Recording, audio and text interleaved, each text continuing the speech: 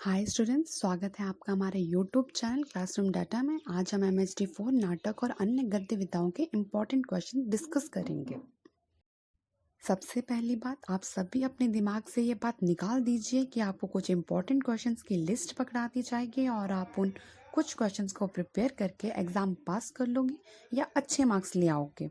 सो जो हमारा फोकस है वो क्वेश्चंस के बजाय चैप्टर्स पर रहेगा कि किस चैप्टर से सबसे ज़्यादा क्वेश्चंस पूछे जाते हैं और किस चैप्टर के क्वेश्चंस बार बार रिपीट हो रहे हैं। लॉन्ग क्वेश्चंस में सबसे ज़्यादा क्वेश्चंस इन 4 नाटकों से पूछे जाते हैं: अंधेर नगरी, स्कंद गुप्त, आधे अधूरे और अंधा युग। तो हम अब इनके क्वेश्चंस डिस्कस करते हैं। सबसे पहले हम अंधेर नगरी के क्वेश्चन डिस्कस करेंगे। मैंने क्वेश्चंस के आगे ईयर भी मेंशन कर दिया है और किस सेशन, किस टर्म एंड एग्जामिनेशन में पूछे गए हैं ये क्वेश्चंस, वो भी मैंने मेंशन कर दिया है। आप स्क्रीन पर देख सकते हैं।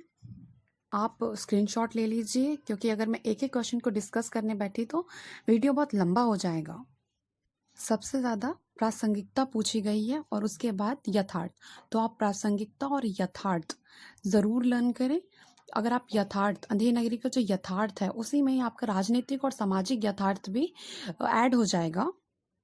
तो आप इस नाटक के यथार्थ और प्रासंगिकता को लर्न करना ना भूलें। और उसके बाद नाट्य शिल्प है और क्वेश्चन भी आप ज़रूर करें। इस नाटक से यही 4 क्वेश्चंस बनते हैं: यथार्थ, नाट्य शिल्प और प्रासंगिकता और भाषा वाला, और एक राजनीतिक प्रहसन वाला। ये केवल अभी एक बार पूछा गया है, हो सकता है ये रिपीट हो, पर सबसे ज़्यादा रिपीट प्रासंगिकता, नाट्य शिल्प और भाषा वाला ही हुआ है।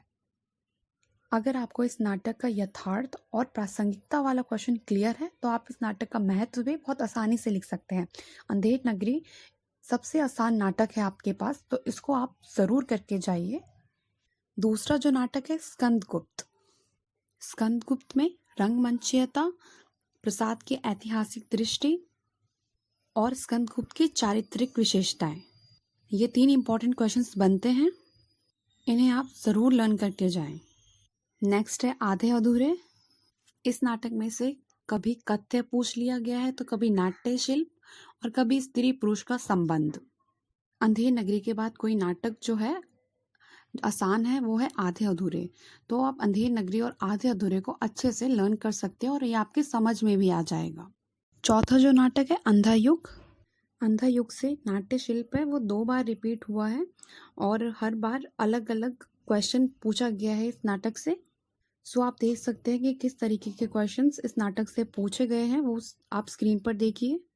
और इन 4 नाटकों में से जो आपको आसान लगता है, मेरे हिसाब से आधे अधूरे और अंधेर नगरी सबसे आसान नाटक है, तो आप वो दोनों तो ज़रूर करके जाइए।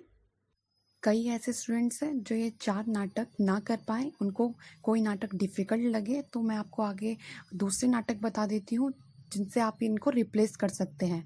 औरत एक नुक्कड़ नाटक है जो कि काफ़ी आसान है पढ़ने में भी और लर्न करने में भी, और इससे क्वेश्चंस भी आए हैं, टिप्पणी में आए हैं और लॉन्ग क्वेश्चंस में भी आया है।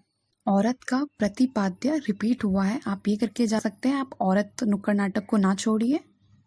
अगर आप एक्स्ट्रा करके जाते हैं तो ये आपके लिए अच्छा है, क्योंकि अगर आपको कोई क्वेश्चन ना आए या ना समझ आए तो आपके पास कोई ना कोई ऑप्शन होना चाहिए। तो मैं आपको ज़रूर कहूँगी कि आप औरत नुक्कड़ नाटक को ज़रूर पढ़िए। और दूसरा है ठकुरी बाबा। ये एक रेखा चित्र है महादेवी वर्मा का। ठकुरी बाबा का चरित्र पूछ लिया गया है, तो ये एक इम्पॉर्टेंट क्वेश्चन है, ये टिप्पणी में आ जाता है, तो आप इसे ज़रूर करके जाइए। अब हम निबंध की ओर चलते हैं। निबंध में आप कुटच, धोखा और लोभ और प्रीति। कुटच तो मोस्ट इम्पॉर्टेंट है और कुटच आपको आसानी से समझ में भी आ जाएगा, क्योंकि कई स्कूल्स के सिलेबस में भी कुटच बच्चे पढ़ चुके हैं। तो आप स्क्रीन से देख लीजिए कि कुटच से कैसे क्वेश्चंस पूछे गए हैं। अब हम चलते हैं सेकंड पार्ट की ओर, जो कि है व्याख्या का। व्याख्या में भी जो मैंने पहले नाटक बताए थे वो 4 नाटक अंधेर नगरी, स्कंद गुप्त, आधे अधूरे और अंधा युग, यही इम्पोर्टेंट है, सबसे ज़्यादा इम्पोर्टेंट है और इन्हीं से रिपीट हुआ है बार बार व्याख्या भी। इसके अलावा जो मैंने 3 निबंध बताए थे, लोभ, प्रीति, धोखा और कुटच, उनसे भी व्याख्या आई है, वहाँ से भी व्याख्या वाले क्वेश्चंस पूछे गए हैं।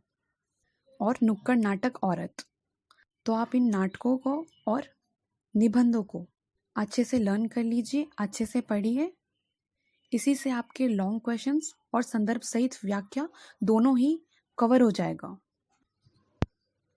व्याख्या वाले क्वेश्चन, कलम के सिपाही, क्या भूलूं क्या याद करूं, किन्नर देश की और आदम्य जीवन, इनमें से भी पूछ लिया गया है, पर ये रिपीट नहीं हुए हैं। तो आप इन चैप्टर्स को एक बार ऊपर से रीड करके ज़रूर जाइए।